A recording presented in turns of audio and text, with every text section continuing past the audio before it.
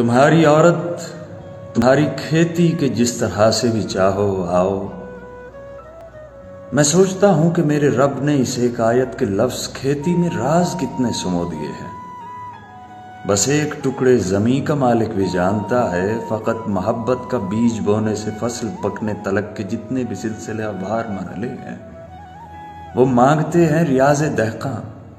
یہ صرف دہقاں ہی جانتا ہے زمیں کے سینے سے اگنے والی یہ فصل ہر دن فقط توجہ کی چاشنی میں پلے بڑھے گی۔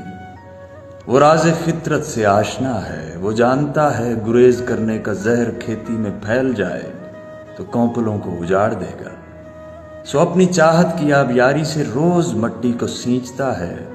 وہ اپنی کھیتی میں اگنے والی ہر ایک خوشے کو جانتا ہے۔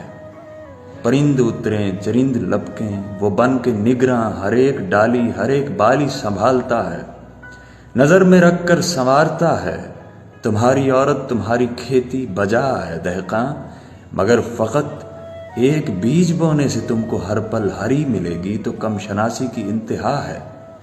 اسے بھی خواہش ہے روز دہقاں اسے توجہ کی کھاد ڈالے، نظر سے ایسا حصار باندھے کہ اس کی جانب ہوس میں ڈوبی نگاہ اٹھنے سے پہلے سوچے۔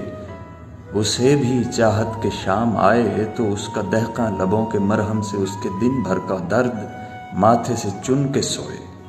تمہاری عورت تمہاری کھیتی ضرور، لیکن نظر میں اس کو سجا کے سینچو تو دیکھ لینا تمہارے دستے ہنر کی پیاسی تمہاری داسی تمہاری چاہت کے گیت گاتی ہوئے ملے گی۔